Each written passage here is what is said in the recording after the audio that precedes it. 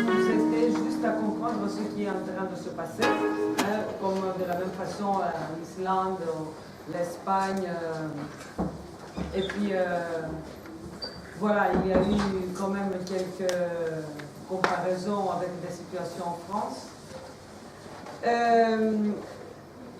Alors, je ne sais pas à quel point l'auditoire ici, il a écouté pour la première fois les choses du film, ou pas? Oui?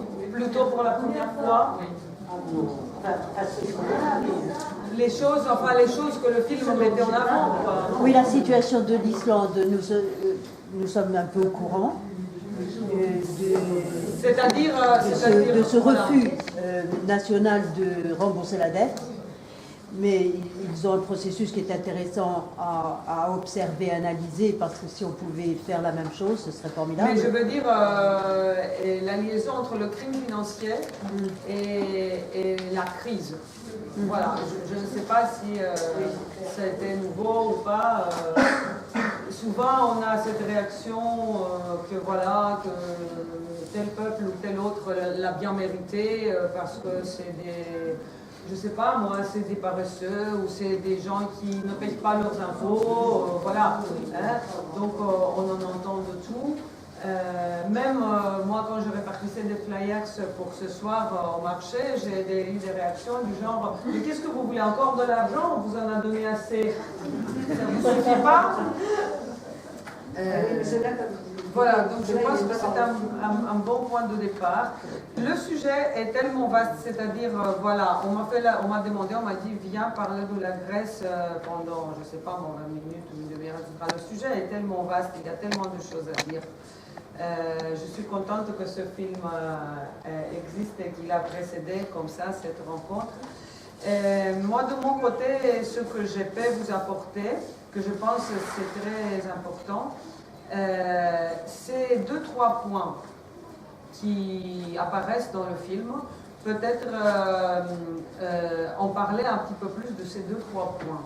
J'ai apporté certaines données concernant déjà, par exemple, la situation de mortalité les derniers 6-7 ans en Grèce, concernant aussi le chômage.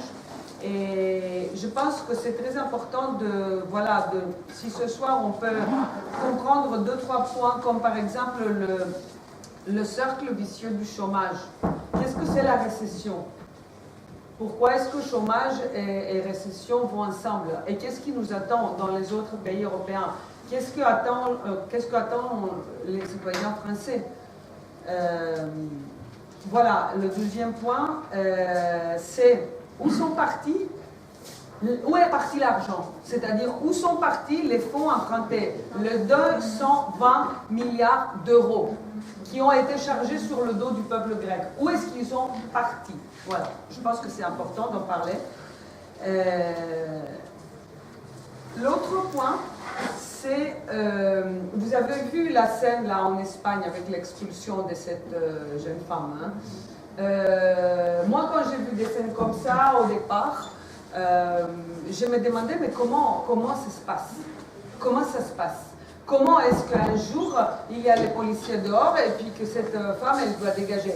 Qu'est-ce qui se passe avec la maison de cette femme? Où est-ce qu'elle va aller, l'appartement? Et où est-ce que vont aller les autres appartements qui vont être saisis? Donc voilà, je pense que c'est important aussi d'en parler. Et puis, qu'est-ce que ça veut dire mettre de l'argent dans les banques? Qu'est-ce que c'est la récapitalisation des banques? Et en Grèce, il y en a eu 3 et on se prépare pour la 4e.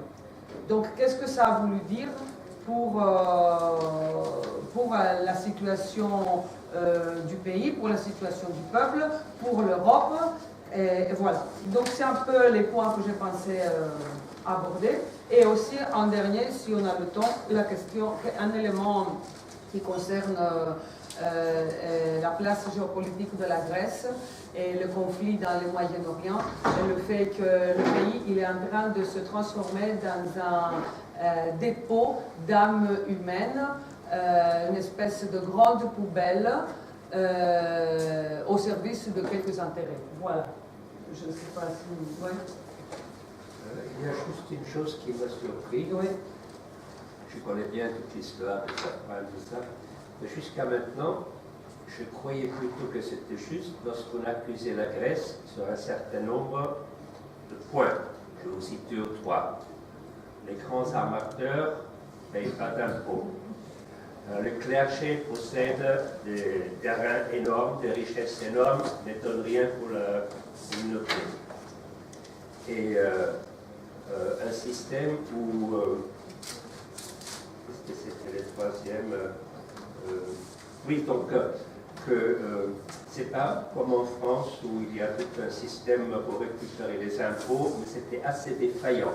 C'est ces trois choses-là que j'ai entendues, et vu que vous êtes d'origine grecque, au moins à moitié, ça m'intéresserait. Quelle est votre position? C'est-à-dire, la Grèce, est-elle vraiment innocente à 100%, ou il y a quand même des choses qui peuvent se reprocher?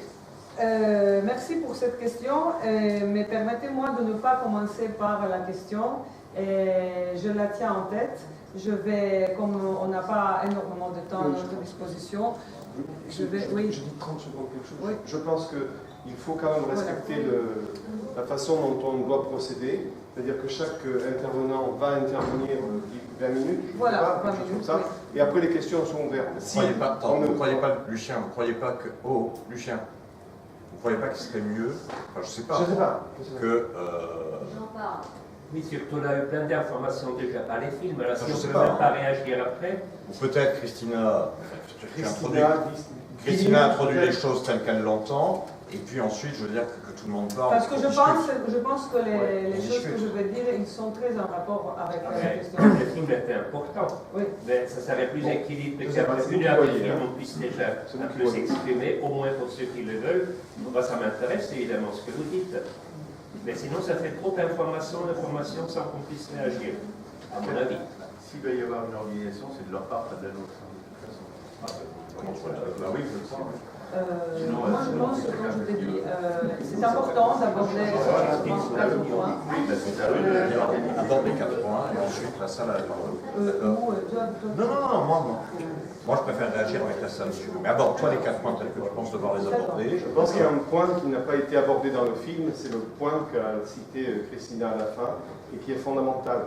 C'est-à-dire tout ce qui a trait avec le voisinage du Moyen-Orient et avec les conséquences que ça peut avoir au niveau local, au niveau européen et au niveau mondial. En gros, il y a l'OTAN derrière, il y a beaucoup de choses comme ça qui peuvent être des questions très intéressantes qui n'étaient pas incluses dans le film. Voilà pourquoi je pense que Christina peut, enfin je crois que c'est ce qu'elle souhaite. Oui, voilà, je vais dire voilà, ces 3-4 séquences. On a encore le temps de poser des questions après. Oui. Alors, je vais donc dire 2 mots sur la mortalité parce que je pense que c'est un élément important. Entre 2011 et septembre 2015, parce que cette étude vient de septembre 2015, entre les naissances, le nombre de naissances et le nombre de morts,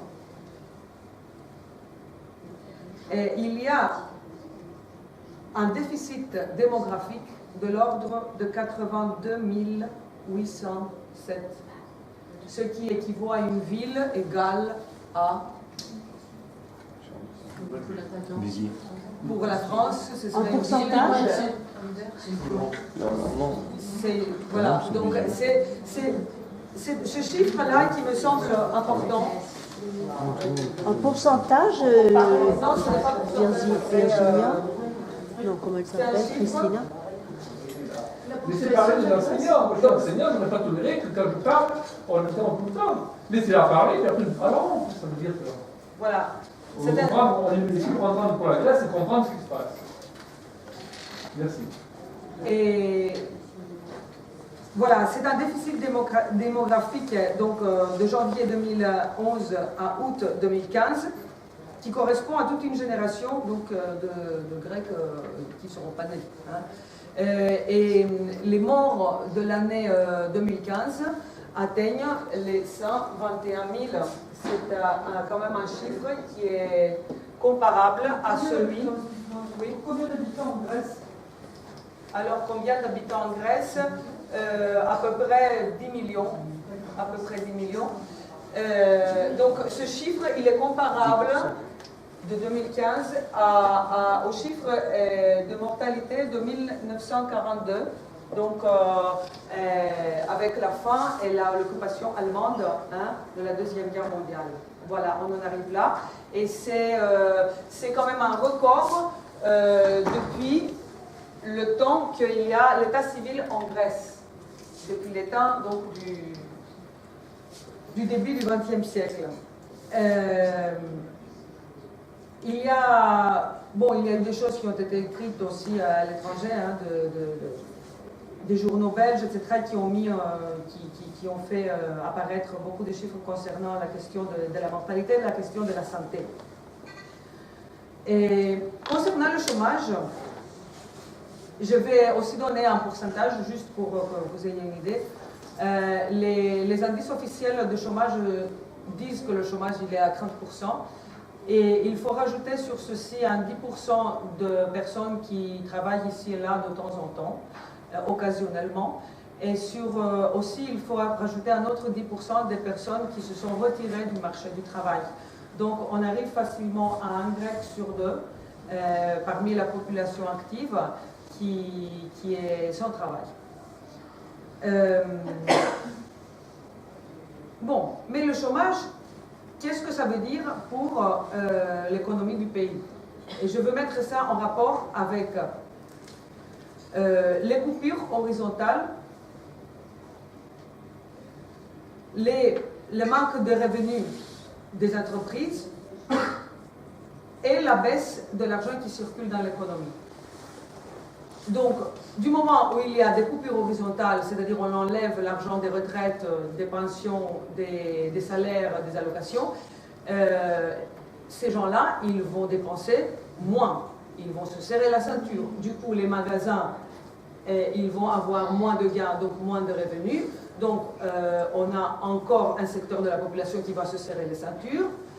Et par la suite, il y aura un effet domino qui ne va pas s'arrêter parce que, du coup, l'argent qui circule dans l'économie, qui fait le chiffre du PIB, ça va baisser.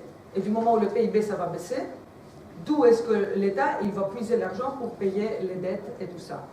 Donc, qu'est-ce qu'il va y avoir? Encore des coupures.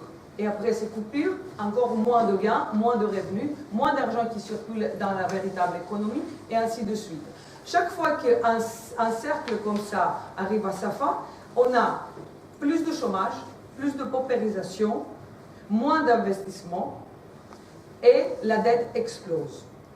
Donc, pour des pays comme l'Irlande, le Portugal ou Chypre, où il n'y a pas de traité d'endettement comme celui de la Grèce, et il n'y a pas de mémoranda, ils sont quand même dans ce même cycle de récession duquel on n'en sort pas.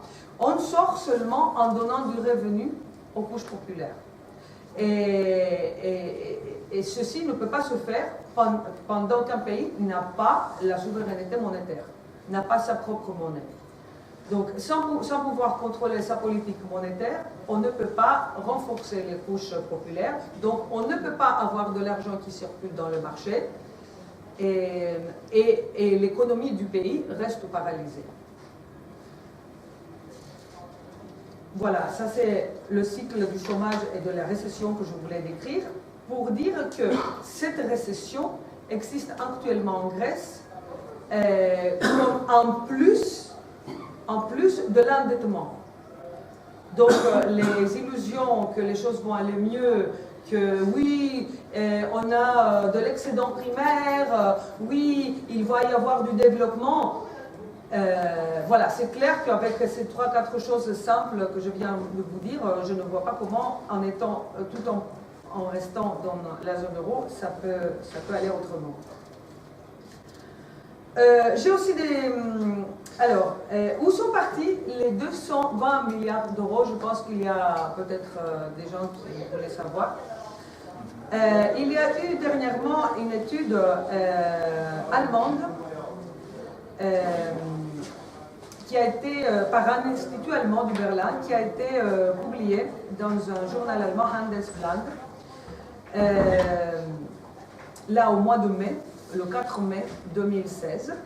Et cette étude donc est allée chercher cas par cas où sont partis les 220 milliards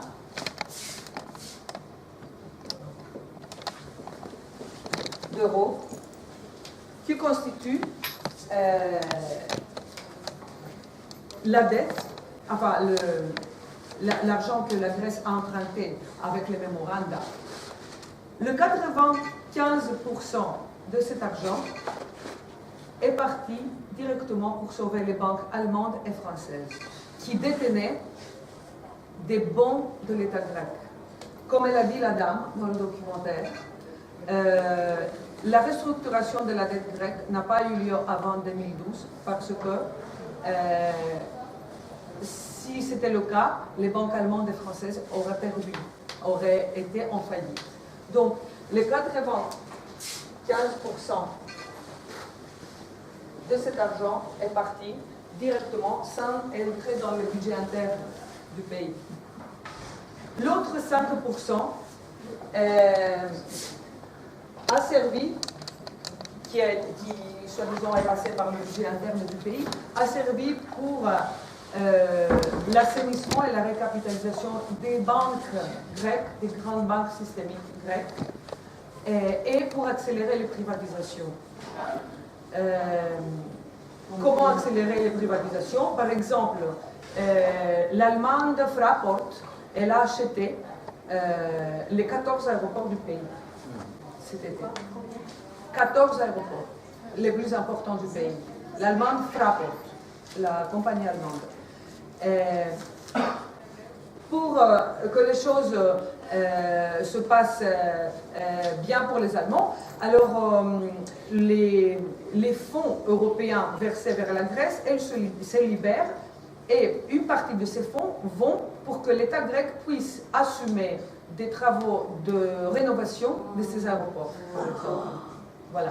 Une autre partie de ce 5% va pour finir de payer, terminer de payer des travaux d'infrastructure, des routes, etc., qui ont été assumés par des multinationales étrangères. Voilà. Voilà. Il n'y a pas un sou de ces 220 milliards qui est allé chez les citoyens. Voilà.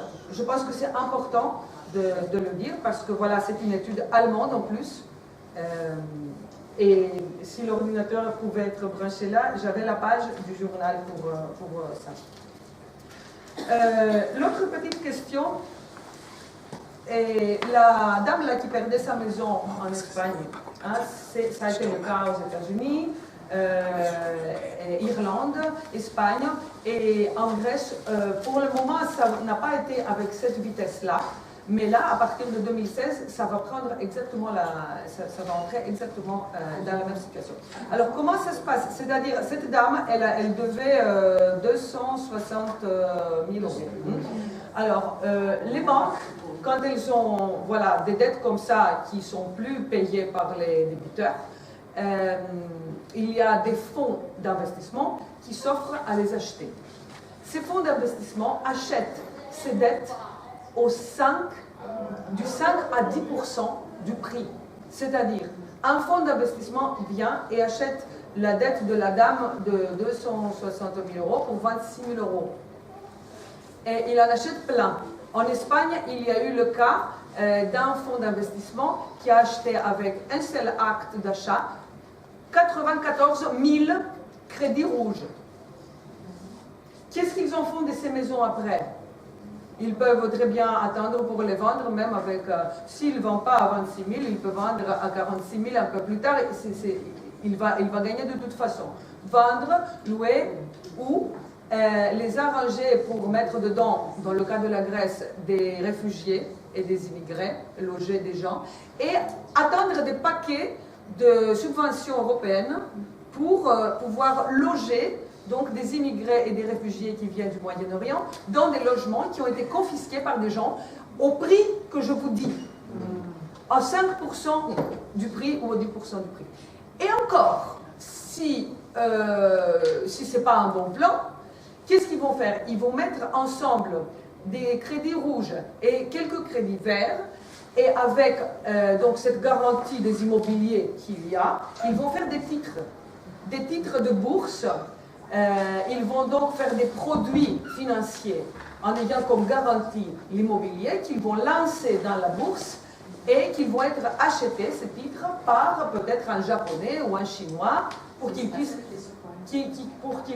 voilà, se garantir, lui, ses propres dettes. Donc voilà ce qu'ils vont faire avec la maison. Question qui se pose en Grèce, pourquoi l'État grec n'achète pas les crédits rouges? C'est-à-dire, ou pourquoi la banque n'invite pas le citoyen qui lui dit, écoute, tu ne peux pas me payer 260 000 €, alors dépose-moi 26 000 et je vais te effacer le crédit, parce que c'est une solution qui aurait pu se faire. Mais elle ne se fait pas. Pour quelle raison? Voilà. Parce que la les arguments, ils n'ont pas voulu restructurer, ils ont attendu 2 ans, parce que ça les a pas, ça risquait de provoquer un risque. Il ne le faut pas, en tout cas, il ne le faut pas. Mais la banque se contente des 26 000 qui est apporté par ce fonds, et donc elle tire un trait sur le reste. Non, elle vend au fond le crédit rouge. À 26 000. Oui. Donc elle devait recevoir 260 000. Non, mais elle tire un trait sur le reste de cette somme. C'est perdu. C'est perdu. C'est perdu, je ne sais pas, parce qu'après, il y a les liaisons entre les fonds et les non, banques. ce qui se passe, c'est que ça sort de son bilan à elle, donc elle n'a plus la responsabilité, et au niveau de son bilan, elle est clean. On ne peut pas après lui dire tu vas faire faillite ou des choses comme ça. Par contre, c'est un autre qui va se prendre la dette, parce qu'elle ne disparaît pas. Et c'est ce qui s'est passé avec les subprimes, c'est pour ça que toute l'économie mondiale a été contaminée par un truc qui n'aurait dû rester qu'aux États-Unis. Que devient la différence entre les 260 000 et les 26 000? Ça passe dans les pertes et profits, c'est ça? Le dernier point. Mais bon, c'est intéressant. Voilà, c'est juste pour donner une idée des choses qui nous semblent mystérieuses avec des exemples. Et juste un dernier point qui est du même ordre, la fameuse récapitalisation des banques. Ça veut dire on va remplir les tiroirs des banques avec ce capital qui est considéré comme minimum pour que la banque puisse fonctionner et puisse émettre des crédits. Et la banque, elle doit avoir dans ce tiroir le 10% du montant qu'elle donne en crédit. Donc ce 10%, on nous a dit qu'elle ne l'avait pas. Donc l'État, il a injecté une fois, 2 fois, 3 fois en Grèce, il a injecté de l'argent dans les tiroirs des banques pour pouvoir garantir leur fonctionnement. Et là, il y a 2-3 questions qui apparaissent. La première question est que ces fonds que l'État a injectés ne les avait pas. Donc font partie de ce fameux 5% de l'argent emprunté sur le dos des citoyens grecs. Deuxième chose, on a découvert par la suite, à la 3e récapitalisation, que les banques en fait avaient dans leur tiroir plus ou moins les fonds qu'elles nécessitaient, mais pour mieux fonctionner, elles en voulaient encore un peu plus. Et troisième chose, l'État, il a contribué à les sauver. Mais sous les pressions de la Troïka et de la Commission européenne, l'État ne pouvait pas prétendre de les acquérir. Voilà. Donc c'était plus ou moins interdit que l'État pose sa candidature. Et quand il y a eu la vente des actions, les actions, par certaines contingences boursières, ont été vendues très bon marché. Tellement bon marché que c'était le plus proche possible à zéro. Donc, il y a eu des actions des 4 banques systémiques grecques qui ont été vendues pour 0,003 centimes des centimes. Hein? C'est-à-dire même pas centimes, en dessous du centime. Et tout de suite, déjà après la première capitalisation des banques, 1 sur 4 est acquise par un fonds étranger. Par la suite, dans les autres deux recapitalisations qui suivent, le pourcentage des fonds d'investissement étranger dans le secteur bancaire grec augmente de plus en plus, jusqu'au moment où ils ont presque toutes les banques grecques. Et qu'est-ce que ça veut dire? Qu'est-ce que ça veut dire? Ça veut dire que avec de ce 5%, il y a eu par exemple 40 milliards d'euros qui ont été disposés par l'État grec pour la recapitalisation. Avec 5 milliards que les fonds d'investissement ont donné pour acheter les actions, ils ont pris pas seulement les 40 milliards de la recapitalisation, ils ont pris aussi tout l'actif des banques. Et l'actif des banques grecques correspond aux 94% de l'économie grecque. Donc les fonds d'investissement, les fonds vautours, ont actuellement le 94% des richesses du pays. Ils ont des terrains, ils ont tous les crédits de consommation, immobilier, d'investissement, ils ont les milliards de la recapitalisation qui font partie de la dette chargée sur le dos des citoyens. Vous voyez un peu? Voilà, donc c'est pour ça que je voulais donner un peu des spots, un peu des traces. Et puis la dernière trace, voilà, la question donc du problème du Moyen-Orient, de la guerre en Syrie. Telle qu'elle est la situation actuellement en Grèce, qui est le carrefour, disons, des trois continents, et qu'on a un transfert du problème du Moyen-Orient en Europe. On a une détention, un énorme piège pour des mille et des mille de gens qui arrivent sur les côtes de la Grèce. Comment? En déviant les règles du droit international. Parce que selon le droit international, ces gens provenant des zones de guerre ou des zones de paupérisation, ils doivent être enregistrés en tant que réfugiés déjà dans le premier pays qui est la Turquie. Or, ça ne se fait pas, mais la Turquie, avec les bénédictions de l'Union européenne, envoie massivement ces gens-là qui ne sont pas identifiés, qui arrivent dans un pays déjà en crise, et qui par la suite sont détenus dans ce pays parce que, au lieu de faire ce que l'ONU devait faire, c'est-à-dire le haut-commissaire de l'ONU devait venir identifier les réfugiés en Turquie déjà et leur donner leur papier pour qu'ils puissent après être transférés là où il faut qu'ils soient transférés, c'est-à-dire dans les pays qui sont responsables de l'état de guerre en Moyen-Orient. Au lieu de ça, le problème qui est un problème international, au lieu d'être traité en tant que problème international, il est traité comme problème européen, alors que ce n'est pas un problème européen. Et en plus, le gouvernement grec, il se voit offert 500 millions d'euros de la part de la Commission européenne pour construire des centres de détention qui sont des nouveaux camps de concentration. Étant donné le déficit démographique dont je vous ai parlé au départ, le taux de mortalité, et en plus il faut tenir en compte que 125 000 par an de personnes jeunes quittent la Grèce. Donc avec ces chiffres que je vous donne, l'invasion des gens, de ces malheureux-là, et leur détention dans le territoire grec, est-ce qu'il ne va pas rapidement créer des tensions? C'est clair, c'est très clair.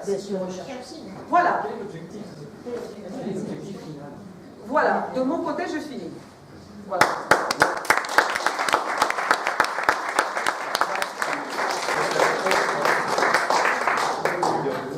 Non, moi je ne vais pas dire deux mots parce que je vous ai dit 1 heure tout à l'heure. Ce que je vais faire, c'est que vous disiez un certain nombre de choses et qu'on engage la discussion. Et moi, si vous voulez, je vais essayer, à travers ce que vous dites, si j'ai des éléments... Tu peux faire le modérateur? Oui, je vais faire le modérateur, je vais prendre les noms. Oui, il me faut des noms. C'est pour le PNR. Donc, Pascal Auster. Pascal, Alors, est-ce qu'on prend trois questions, 4 questions? Après, Florian.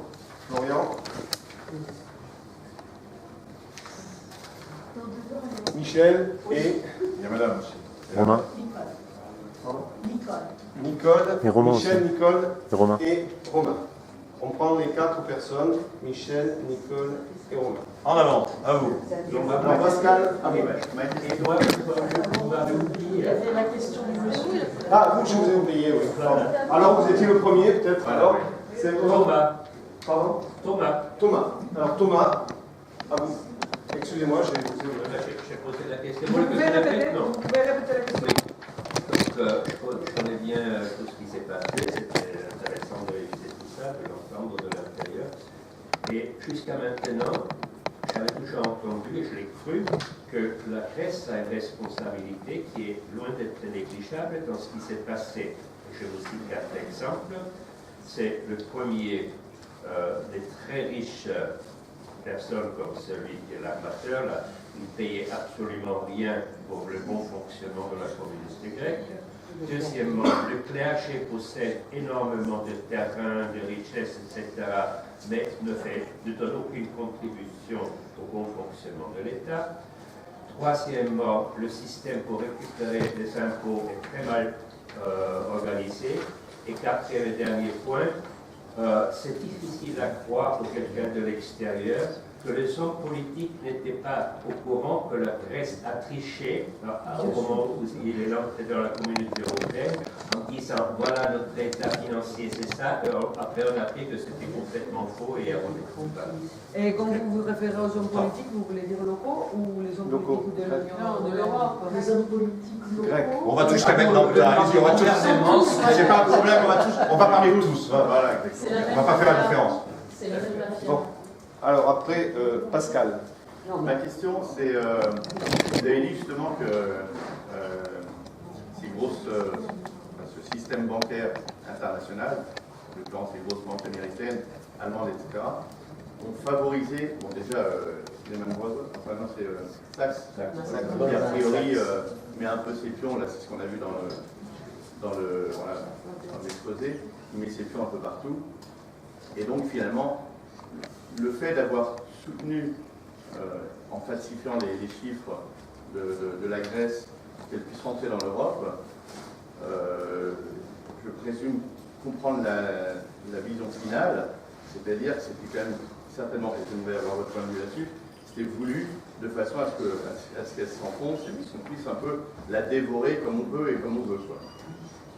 Donc c'est un peu ça ma question, sous forme, une forme d'affirmation grâce à votre excellent reportage, mais j'aimerais avoir des précisions là-dessus et même éventuellement des sites internet pour m'y ressourcer. Bon. Florian. Moi j'aimerais qu'il y ait des réponses au fur et à mesure et qu'ensuite j'aimerais que répondre déjà à ces deux dernières questions pour pas que ça fasse une confusion après entre qui a posé quelles questions, quelles sont les réponses qui... Ouais. Bon, qu'est-ce que vous en pensez les deux questions? Ok. Les autres, vous les poserez après? Alors sur ces deux questions, si vous voulez, moi je pense d'abord qu'il y a un point de départ qu'il faut fixer. La Grèce, c'est pas un hasard de l'histoire, il y a cet objectif qui s'imposait. La Grèce, c'est une opération qui a été voulue, non pas seulement d'ailleurs parce que la Grèce représente des intérêts financiers, mais parce que la Grèce est un ballon d'essai pour toute l'Europe. Il s'agissait au point de départ, à travers l'affaire grecque, de voir quels allaient être les seuils de résistance réels des peuples européens, pour voir jusqu'où on peut aller. C'est dans ça que la Grèce, c'est la France et c'est toute l'Europe. Et que ce n'est pas une histoire grecque. C'est l'histoire de la lutte des classes, tout bêtement. Ils voulaient savoir jusqu'où ils pouvaient presser le citron des Grecs et jusqu'à quel point ce serait tolérable pour les Grecs pour dépouiller un pays tout entier et en réalité, pour revenir aux chiffres financiers, pour collectiviser des dettes privées. Car le but de l'opération, c'est ça. Lorsque la Troïka débarque en Grèce et dit qu'elle va vendre les îles grecques, c'est-à-dire ce patrimoine de l'humanité dans le berceau de la civilisation, c'est uniquement pour enterrer des fonds financiers de ce berceau de la civilisation, non pas parce qu'il y a besoin a priori de fonds financiers, mais uniquement parce qu'il y a des dettes privées qui ne sont pas remboursables et qu'il faut bien les rembourser d'une façon ou d'une autre. Donc c'est sur le bien collectif qu'on se sert pour rembourser la dette privée. D'accord? Donc ça, c'est le point de vue. Et quand on parle de dettes privées, on parle plutôt des dettes aux États-Unis, etc.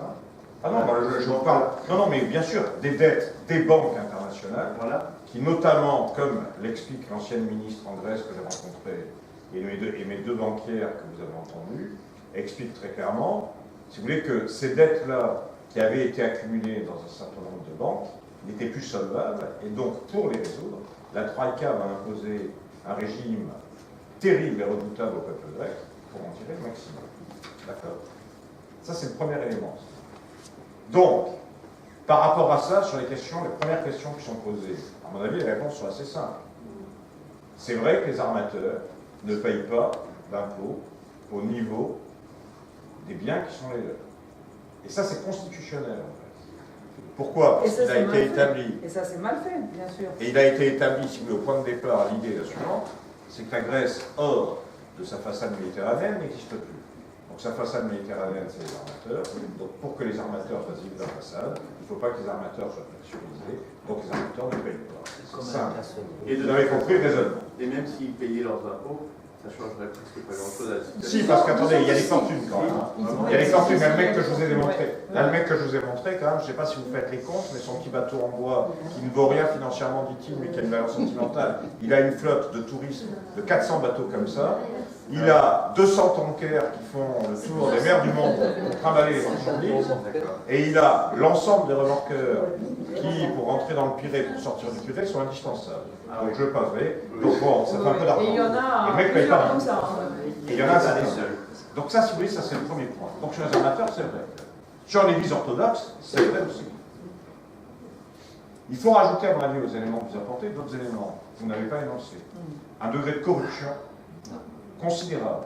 Et pas de corruption du peuple, parce qu'à la limite, si vous voulez, qu'il y ait une dose de corruption dans le peuple, d'ailleurs, c'est pas chez nous, Français, on va s'étonner.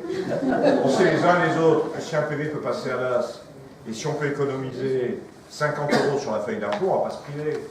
On va se raconter l'histoire entre nous. C'est pas très bien, c'est pas très collectif.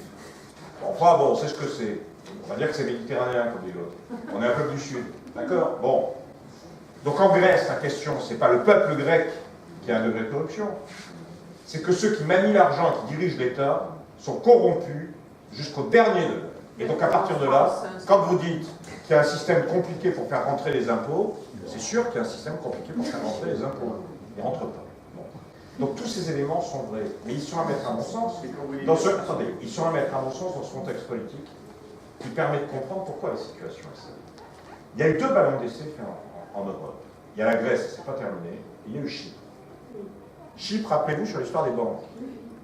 Lorsqu'ils ont décidé un beau jour qu'on allait prélever du pognon sur des comptes bancaires privés pour rembourser la dette. Ah, mais ça arrive en France, hein? Oui. Attends. L'idée, quand ils font ça à Chypre, c'est bien évidemment qu'ils sont en train de tester quelque chose, non pas par rapport à Chypre, dont à mon sens ils n'ont pas grand-chose à faire, mais par rapport à l'ensemble des pays européens, notamment où il y a des comptes en banque dans lesquels il y a de l'argent, pour savoir si on va pouvoir les servir directement dans notre porte-monnaie ou pas. C'est ça qu'ils testent. Et c'est d'ailleurs pour ça que ce qui les intéresse à ce moment-là, plus que les réactions chypriotes, dont ils n'ont pas grand-chose à faire, c'est les réactions politiques au niveau international, pour savoir qu'est-ce que ça va donner, si ça va être toléré ou si ça ne va pas l'être. Donc il y a eu 2 balances. Alors si vous voulez, moi maintenant, je pense qu'il y a un élément qui est très important, et j'arrête après, qui est le suivant, c'est que il y a des traits communs entre la France et la Grèce. Parce que c'est une donnée, moi, à mon avis, qu'il faut donner, si vous voulez. On n'est pas là seulement pour un débat qui est un débat un peu, je veux dire, sympathique, mais qui regarde d'autres tropiques ailleurs. Et moi, je pense que l'intérêt du débat aussi, c'est de savoir si on parle d'une chose qui est étrangère, ou si on parle de nous aussi. Alors, je pense qu'on parle de nous à travers la Grèce, à un degré qui n'est pas encore atteint comme en Grèce, mais on parle très exactement de nous. Je voudrais souligner des points communs entre la Grèce et la France, et un point de différence qui, à mon avis, montre bien qu'on parle de nous. Les points communs sont les suivants. Premièrement, en Grèce, la Troïka impose un régime forcené qui liquide tous les acquis du peuple grec et de l'humanité en Grèce, au sens propre du terme. Bon, moi, par exemple, je suis allé dans des hôpitaux, j'ai vu des compresses servir sur plusieurs malades, parce qu'il n'y a plus de compresses. Donc, quand on vous a dit ça, on a compris, d'accord? On ne va pas développer 107 ans pour savoir où en est le degré de prise sur le peuple grec et de misère instaurée sur un peuple tout entier. Et ça, c'est pas le peuple grec qui en est responsable une fois encore. Ceux qui en sont responsables, c'est une situation qui a été organisée comme telle, que nous explique la banque bancaire et l'ancienne ministre, sur comment le pognon a été installé en Grèce, et comment, en même temps qu'il l'installait, il prenait des assurances pour préparer la chute économique de la Grèce et se payer à travers les assurances, puisqu'ils allaient être assurés dans la chute qui était organisée. Donc tout ça, si vous voulez, c'est quelque chose de financier qui a été organisé et que le peuple paye directement. Premier élément suivant. Deuxième élément, sur la méthode. La Troïka, c'est l'Union européenne, le FMI, la Commission européenne et la Banque centrale. La loi El Khomri en France, c'est l'Union européenne. L'acharnement de Hollande, qui a emmené des députés socialistes, qui à mon sens est absurde, car même de leur simple point de vue, s'ils voulaient sauver leur tête dans les prochaines échéances qui viennent, il ferait bien de ne pas perdre de temps, ils en ont peut-être déjà trop perdu, et il ferait bien de dire eux-mêmes qu'ils sont prêts à s'opposer, à faire chuter le gouvernement qui est leur, pour essayer de sauver l'essentiel. Plus ils attendent, plus ils vont perdre aussi. Nous allons dans une situation italienne où s'ils sauvent 20 députés dans le Parlement, ce sera le grand maximum. Mais d'un certain point de vue, il y aura eu une justice, quels que soient ceux qui prendront leur place. La loi El Khomri, c'est l'Union européenne. C'est du copier-coller. Il faut bien comprendre que lorsque Hollande nous dit que c'est indispensable parce que ça a été testé ailleurs, il parle de l'Espagne, il parle de l'Italie, il parle de la Grande-Bretagne, il parle de la Grèce, et il parle de la Belgique, et quand il dit que ça a été testé ailleurs, et ça a été appliqué ailleurs, c'est vrai d'un certain point de vue. Ça veut bien dire qu'il y a une origine commune à l'ensemble de cette législation antisociale qui liquidait le Code de travail en France, et que ce point commun, c'est l'Union européenne, c'est-à-dire, c'est aujourd'hui d'autres visages qui incarnent exactement les mêmes pouvoirs et les mêmes intérêts que ceux que je vous ai montrés là, qui viennent de chez Goldman Sachs. Ce sont les mêmes. Ce ne sont pas d'autres. Il y a derrière des intérêts qui sont des intérêts financiers, sociaux et politiques qui veulent imposer. Troisième point, pour aller vite. Je pense qu'il y a un troisième point commun entre la France et la Grèce. C'est l'incapacité politique de toutes les forces à apporter une réponse politique à cette situation. On a voulu croire que Tsipras apportait une réponse. Tsipras, et moi je ne cherche pas à diaboliser le personnage, je veux dire, il a dû vivre des moments difficiles, ce brave. Ça c'est sûr. Parce que n'ayant pas une vision policière de l'histoire, dès le départ, il allait se coucher. Je pense que dès le départ, il a dû se dire qu'il allait pouvoir résister. Et puis il n'a pas pu, ou il n'a pas voulu. Après, il y a une dose, oui, mais bon, moi je ne veux pas rentrer là-dedans, si vous voulez. Il y a une dose, tout peut s'expliquer d'une façon ou d'une autre. En attendant, le résultat est là. C'est qu'il y a une incapacité, et là-bas et ici, à ce qu'une force politique ouvre une perspective politique alternative qui passe inévitablement par la rupture avec l'Union européenne et avec l'euro. Sauf que vous savez bien que le dire ne convainc pas grand monde, sinon ce serait déjà fait, et que l'incapacité politique, elle est non seulement de le dire, mais elle est de démontrer pour ouvrir un programme, une perspective alternative à celle-là, auquel le plus grand nombre puisse. Il y a maintenant, à mon avis, un point de différence entre la France et la Grèce. C'est qu'en Grèce, il y a eu la Troïka et pas en France. Ben voyez-vous, moi je pense que c'est pour une raison et une seule. C'est que la Troïka en France, sous Sarkozy, sous Hollande, est au gouvernement. Elle est au gouvernement, sous Sarkozy, sous Hollande. Donc il n'y a pas besoin de l'émissaire de la Banque Centrale Européenne, de la Commission Européenne et du FMI pour venir nous imposer une politique de demande extérieure. Les relais, ils sont installés, les relais, ils sont élus, et les relais, ils les appliquent. Et si vous voulez, ça, je pense que c'est très important. Pourquoi ? Parce que ça veut dire que derrière, ça cadre tout débat politique qu'on peut avoir, je m'arrête avec ça, sur la situation française quand on regarde la Grèce. Ça cadre tout débat sur la gauche et la droite, sur la pertinence ou pas du clivage.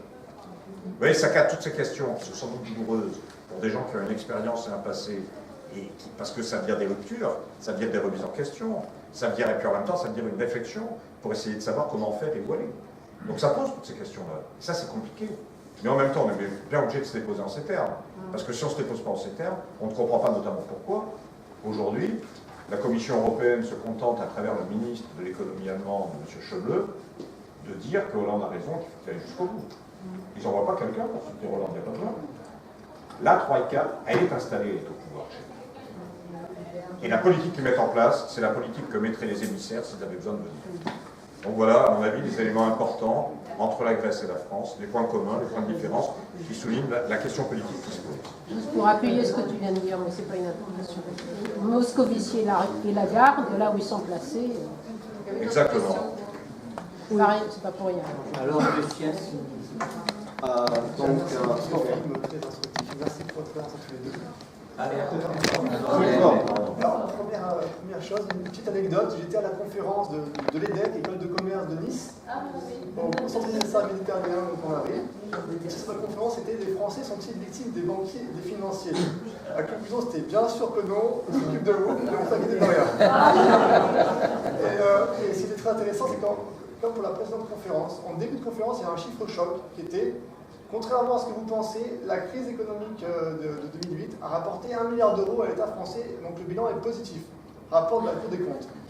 J'ai vite la crise, on a trouvé, c'est merveilleux, on a trouvé le moyen de gagner de l'argent, faisons des crises, et comme ça, aucun problème. Donc j'ai pris le micro à la fin de la conférence pour dire que moi je lisais un livre qui s'appelle Le Livre noir des banques, de Attal, peut-être que vous avez entendu parler, qui expliquait que donc, la crise avait coûté 30 milliards d'euros à l'État français. Et sans compter que personnellement, donc, nous on a perdu des sous en tant qu'épargnants, donc voilà, ça a impacté beaucoup de monde. Donc ça c'est des éléments occultés de la part de ce conférencier. Ensuite, donc, quand vous parlez des pigs, c'est intéressant de parler d'Irlande, du Portugal, tous ces grands petits pays, ces petits grands pays, qui sont victimes de l'austérité, des banquiers, de l'endettement, tout ça. Et ça ressemble vraiment à un projet, presque on pourrait dire fascisant, de mise à genoux des peuples. Et c'est intéressant quand on remonte historiquement aux origines de l'Union européenne. Il y a une conférence de François Asselineau qui s'appelle Les Euro-régions, dans laquelle il parle de Walter Holstein, qui était un juriste sous Hitler, donc un juriste nazi, qui a conçu l'Union européenne telle qu'elle est aujourd'hui.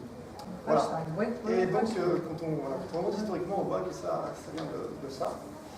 Et donc, je voudrais aussi parler donc, des solutions. Alors, on fait le constat de ce qui ne va pas. C'est comme aussi un peu comme dans les films de Marie-Monique Robin, qui sont très intéressants. Mais quelle solution on apporte? Alors moi je pense que bon, il faut connaître son ennemi, comme le dit l'art de la guerre, Sun Tzu, connais ton ennemi.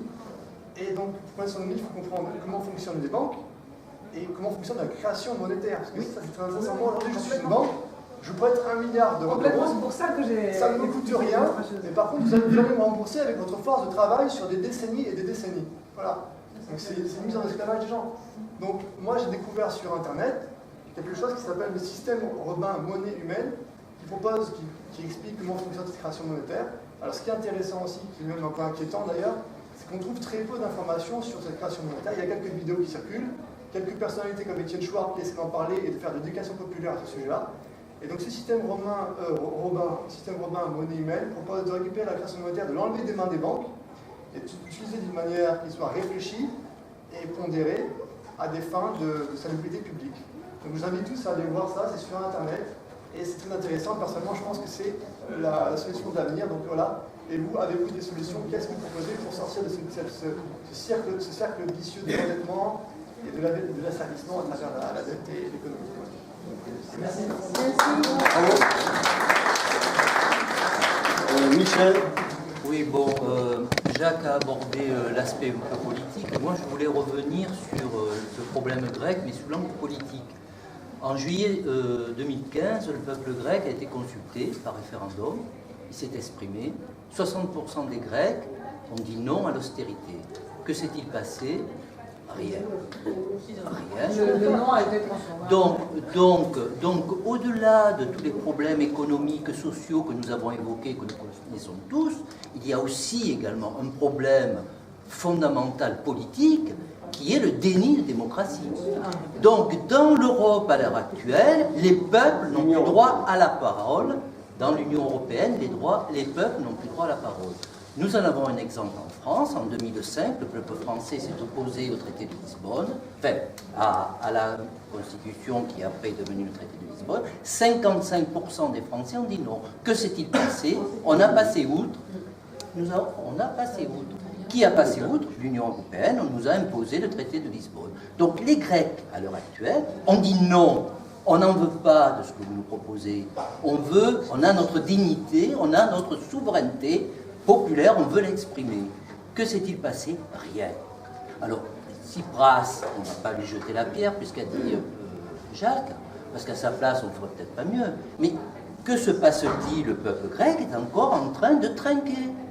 Les derniers événements de la semaine passée, alors on te donne 5,5 milliards hein, si tu acceptes de...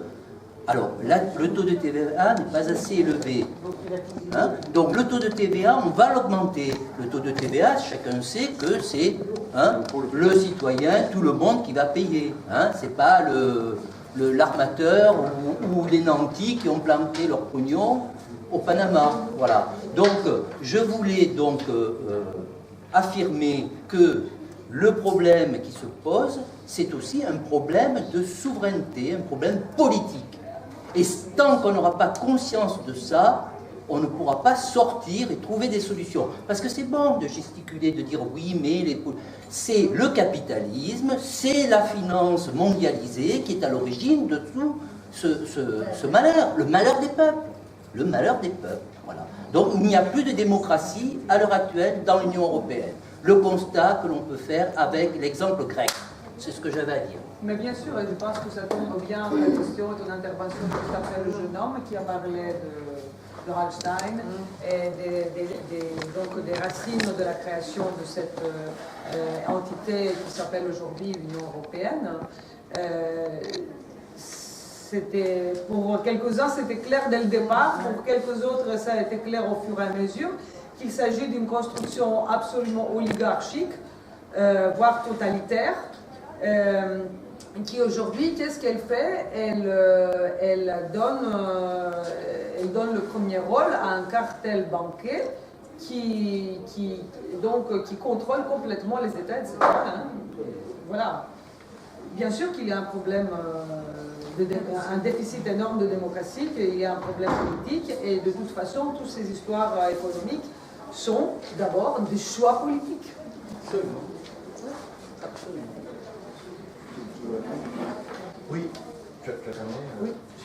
Oui, moi, si juste rapidement 2 mots. Sur la question de souveraineté, je pense que tu as tout à fait raison. La question, elle n'est pas marginale. Et on se rend compte d'ailleurs que ça commence à être compris massivement. Ce qui n'était pas le cas il y a encore 5 ans. Il y a 5 ans, ton intervention, tu aurais été un lepéniste. Bien sûr. Ne cachons pas les choses. Ne cachons pas les choses. Moi, j'ai fait des réunions publiques il y a un certain temps. Si par malheur je parlais des nations et de la souveraineté nationale et de la souveraineté populaire, on me regardait en me demandant si j'avais mal viré. C'est-à-dire que les gens ne comprenaient plus rien. Vous comprenez le problème? La souveraineté, c'est quoi? La démocratie. C'est le droit et la possibilité pour les peuples de décider de leurs propres affaires. Comme le fait la Suisse. Oui, mais comme l'a fait par exemple Mme Merkel, et comme elle le fait régulièrement, où au compte de ses propres intérêts, elle décide de ses affaires. Là où il y a un problème, c'est qu'elle décide de ses affaires contre les autres peuples. Et donc la souveraineté nationale, c'est une donnée essentielle. Or, c'est vrai que lorsque la souveraineté nationale est bafouée, c'est la démocratie qui est bafouée, on passe dans carrément autre chose. Inévitablement d'ailleurs, à un moment ou à un autre, ça se termine mal. Parce qu'on ne peut pas s'asseoir sur la volonté des peuples éternellement, sans que les peuples ne disent rien. On ne sait pas quand, mais il y a un moment donné où ça ne se termine pas bien, ça. Ça, c'est le premier élément. Et pourquoi la question de la souveraineté, en effet, elle est liée à ton intervention? Parce que la question de la création monétaire, c'est une question vachement importante, moi, je pense. Moi, je crois que la création monétaire n'a pas de sens si elle n'est pas remise dans les mains de ce qui représente le peuple dans son ensemble. Seule la nation, l'État, doit avoir le pouvoir de créer sa monnaie. Si tu n'as plus le pouvoir de créer ta monnaie, tu n'as plus de souveraineté. Parce que quelqu'un d'autre l'a créé pour toi et l'utilise à ta place, te donne les possibilités de l'utiliser d'une façon ou d'une autre, donc tu les prives de tes choix. Qu'est-ce qui illustre ça? C'est que je pense que si on prend le problème aujourd'hui, en regardant la Grèce, en regardant la France, comment nous, il faudrait raisonner, quel type de solution il faudrait apporter? Je pense que, il faut faire un état des lieux. Il y a un problème d'industrialisation et de réindustrialisation dans notre pays qui est absolument indispensable, qui se pose en tant que tel. Depuis maintenant 20 ans, on a liquidé des pans entiers de notre industrie. Est-ce qu'on décide de vivre sans plus produire, uniquement comme une tribu d'un beau pays qui va accueillir des touristes et qui va vivre du tourisme en règle générale dans le meilleur des cas, ou est-ce qu'on décide aussi d'assumer notre propre souveraineté industrielle, alimentaire, culturelle, etc. C'est ça la question. Le problème, c'est que si on dit que c'est ça qu'il faut, alors il faut faire un état des lieux, il faut savoir quels moyens on donne pour le faire. Seuls des moyens monétaires, à travers une banque qui soit une banque nationale, un pôle bancaire qui soit remis dans les mains de l'État et qui soit mis au service du bien collectif, peut permettre de répondre à la question. Si on n'a pas cet outil, ça ne sert à rien de dresser le bilan des lieux, on ne peut pas répondre à la question du tout. Donc ça, si tu veux, c'est le premier élément. Ça, c'est le premier élément. Deuxième élément, c'est que c'est vrai sur toutes les questions. Quand on prend la question des services publics, par exemple, de notre bien commun, les hôpitaux, les écoles, quand on prend la question de nos routes, quand on prend la question de nos équipements, quand on prend la question de nos communes, quand on prend toutes ces questions qui doivent répondre, non pas dans l'abus, mais dans la réalité des choses, à la façon dont la collectivité a des besoins qui doivent être satisfaits, il faut savoir comment on peut les payer, comment on peut les assumer. Si tu n'as pas toi-même les moyens de la bourse, ça ne sert à rien de dresser le problème, tu ne peux pas le faire. Une petite précision qui vient à l'esprit là. Très rapidement, l'exemple par rapport à la question monétaire le plus proche de nous, c'est le fait que la France, jusqu'en 1973, la fameuse loi de Pompidou-Giscard, pouvait emprunter auprès de sa Banque de France à taux nul. Voilà, donc ça c'est un exemple qui a fonctionné pendant longtemps, qui a été donc interdit en 1973, en 1982 dans le Maastricht, en 2005 avec le traité de Lisbonne, etc. Voilà, donc si la France, depuis ces traités-là, les États européens n'ont plus le droit d'emprunter à taux nul à leur propre banque centrale, et de le faire auprès des banques privées à taux d'intérêt. Donc ils leur vendent de l'argent qu'ils créent, qui ne leur coûte rien, mais qui, voilà. Donc si la Grèce, par exemple, si la Grèce avait pu emprunter auprès de sa banque centrale, serait-elle dans l'embarras comme elle est aujourd'hui? De toute façon, la banque de Grèce, elle est privée. Hein. Elle est privée, voilà. Comme la banque de France. Banque centrale publique. Pour aller plus loin dans la question, si en 2012, la Grèce était sortie de l'Europe, ou au moins de l'euro, elle se trouverait dans une situation un peu meilleure aujourd'hui. Je pense, alors, justement, depuis les grandes manifestations dans les places et les mouvements des indignés, tout ça qui a eu lieu en 2011, il y a eu donc des mouvements qui sont apparus et qui ont commencé à mettre sur la table des véritables plans alternatifs de la sortie de cette situation. Et ces plans alternatifs, ils existent, ils sont là. Ils essayent d'être diffusés par des petits partis qui n'ont pas accès aux médias systémiques et qui essayent d'informer les gens pour leur dire que cette impasse, ce n'est pas la seule possibilité. Ce que disait Thatcher, there is no alternative, c'est faux, c'est pas comme ça. Et il y a notamment 5 pas qu'il faudrait suivre pour sortir de cette impasse, et que ces mouvements-là, déjà depuis 2011, ils en parlaient. Donc, si la Grèce avait suivi ces 5 pas, qui sont dénonciation et suppression de la dette comme illégale, d'après les lois du droit international. Liquidation, tout en état de fonctionnement des banques, liquidation des banques systémiques avec la justice à l'intérieur, avec le procureur de la République à l'intérieur pour voir où sont passés les fonds. Et par la suite, fonctionnement de ces banques sous le contrôle de l'État. Et troisièmement, monnaie nationale. Quatrième, justice pour les questions de longue corruption qui bafoue le pays depuis le départ. 5, nouvelle constitution. Et bien évidemment, voilà, sont les 5 pas qui sont combinés avec le lancement, dans les premiers 100 jours, un renforcement immédiat du revenu populaire. Injection d'argent dans les couches populaires. Comment? De quelle façon? De la même façon que M. Draghi, il crée l'argent qu'il prête aux banques. Hein? Voilà, par milliard. Voilà, c'est très facile du moment où tu contrôles ta monnaie. Et par la suite, passage à la production, comme il a dit. Voilà, qui est-ce qu'il a dit? C'est peut-être Jacques qui a dit. Voilà, la production agricole. La Grèce, à 98%, elle peut être autonome en alimentation, alors que l'Islande, 2% seulement. Hein? Donc voilà. Et ces pas n'ont pas été suivis parce qu'il n'y avait pas de volonté politique. Et même avec Tsipras, que moi je pense que la situation avec Tsipras elle est beaucoup plus grave et il doit s'asseoir au banc de l'accusé à un moment donné, hein, parce qu'il y a des gestes très simples que ce gouvernement aurait pu faire dès le départ, pas aussi radical que celle-ci que je viens de décrire, mais un peu peut-être plus conservatrice, un peu dans leur état d'esprit, un peu, voilà, des petits pas, comme par exemple suspendre le paiement des mensualités auprès du FMI. Il ne se serait rien passé si on suspendait pendant le temps des soi-disant négociations. Tu ne négocies pas tout en payant la dette. C'est pas possible que tu ailles négocier tout en payant. Parce que si tu négocies tout en payant, alors tu négocies rien finalement. Donc suspendre rien que pour 3 mois ou pour 6 mois le paiement des mensualités à l'FMI, au lieu d'aller payer dans des caisses de sécurité sociale et dans des caisses des hôpitaux. Les hôpitaux, ils ne peuvent plus faire des opérations. Dans certains cas, ils sont obligés de choisir qui est-ce qu'ils vont laisser mourir. Donc voilà, un geste très simple. Et deuxième geste, mettre le procureur de la République dans des banques, tout en les laissant fonctionner, pas en les fermant comme ils ont fait en juillet. Ils les ont fermés comme ça. On ne ferme pas les banques comme ça, sauf en état de guerre.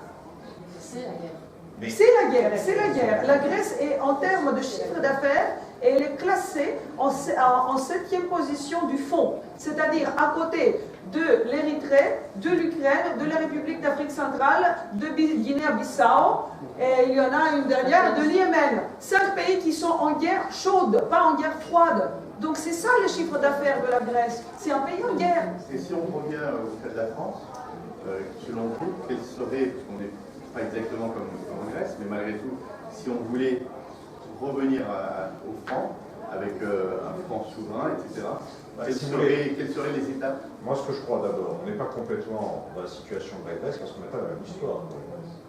Mais globalement, les tensions et les volontés sont très exactement les mêmes. Il ne faut pas s'imaginer qu'on a un matelas devant nous qui fait que, globalement, on a quelques années peinard à se passer avant de toucher le fond, comme les Grecs, malheureusement, sont en train de le toucher. Je veux dire, très franchement, avec le Code du travail, le deuxième gros dossier, c'est la sécurité sociale, et derrière, tout s'effondre. Attends, oui, une chose. Et c'est ça qui est engagé actuellement. C'est ça qui est engagé actuellement. Il y a des résistances, mais la volonté clairement affirmée, c'est celle-là. Alors maintenant, la question de l'euro, du franc et du drachme. D'abord, moi je constate que l'ennemi est souvent dans notre propre pays. Parce que dans ce qu'a dit Christina, qui est vrai, lorsque la question du remboursement ou du gel de la dette a été posée en Grèce, il y a eu un certain nombre de sommets européens qui se sont tenus. Aucune voix ne s'est élevée pour soumettre l'idée selon laquelle les Grecs pourraient avoir un moment de répit et ne seraient pas obligés de payer pendant que de nouveaux prêts s'accumulaient, que donc la dette se creusait. François Hollande, à l'époque, s'est réuni avec Angela Merkel. Les ministres des Finances ont cassé la croûte ensemble, et puis tout le monde est revenu dans la même salle pour dire aux Grecs, il faut payer maintenant. Donc le point de départ, c'est quand même une volonté acharnée de l'ensemble des chefs d'État et des forces politiques qui existent en Europe de faire payer les Grecs pour renflouer les banques et non pas d'offrir un répit aux Grecs. Ça, c'est le premier point. D'accord? Donc c'est chez nous. Ils sont tous en enchée. Pardon? Parce qu'ils sont tous en enchée, ils sont tous oui, ils oui. dans le même sens. Oui, mais si vous voulez, ça fait pas de mal à mon avis de rappeler à un moment donné que ça se pose chez nous, en même temps que ça se pose ailleurs. Oui, tout à fait. Enfin, super bien, c'est ce qu'on a fait. La deuxième chose sur la sortie de l'euro et de l'Union européenne. Moi, je pense que la question ne se posera jamais, elle ne peut pas se poser du jour au lendemain, sauf si l'Union européenne te fout dehors, ce qui est toujours possible. Parce que ce sera l'intérêt de la finance qui se trouve au sommet de l'Union européenne que de dire à un moment donné, il faut séparer de X, Y ou Z. On aurait atteint vraiment... Ouais. Cela étant, je pense que le problème ne se pose pas du jour au lendemain en prenant son petit déjeuner en disant je me barre. Les choses se préparent, les choses s'organisent. Parce qu'il faut être clair, très franchement, quitter l'euro demain, ça veut dire qu'on va déguster. Mais il ne faut pas le cacher. Où est le problème? Il faut savoir si on est prêt à déguster ou pas pour recouvrer notre souveraineté. Ce sont déguster, on va déguster. On déguste déjà. Alors on peut dire on déguste. Non, on peut dire on déguste déjà. Moi je dis pas. Quand je dis on va déguster, c'est pas pour dire qu'il faut y rester. C'est pas ça que je dis. Mais je dis qu'il ne faut pas non plus cacher une réalité. C'est qu'ils nous ont détruit l'industrie pendant 20 ans. Demain on quitte, et on a raison de quitter pour reprendre en main nos propres affaires et notre propre destinée. En attendant ce qu'on ne produit plus, qu'il va falloir ramener, ils ne vont pas nous l'offrir, les gars. Hein. D'accord? Donc ça va être dur, ça va être une bagarre. Donc ça, c'est une réalité, ça. Donc le problème, il ne faut pas cacher la réalité. Moi, je pense que notre peuple, comme tous les peuples, est prêt à se battre, à souffrir, à en vouloir et à en baver à partir du moment où on sait sur quelle ligne directrice on en bave. La pire des situations, c'est la situation actuelle. De toutes les façons, on en bave, on liquide tout, uniquement pour en baver un peu plus demain matin. Et comment se calculerait le franc par rapport à l'euro? Alors, ça, c'est après des questions monétaires. Et puis, est-ce que ça vient en France, est-ce que ça vient une monnaie commune? Est-ce que ça vient une monnaie commune contre la monnaie unique? Il y a la liste là, on continue. Donc c'est Nicole, Romain et Virginia. Après on prend un autre. Il y en avait aussi quelqu'un, je crois. Oui, mais Romain, c'est toi. Hein.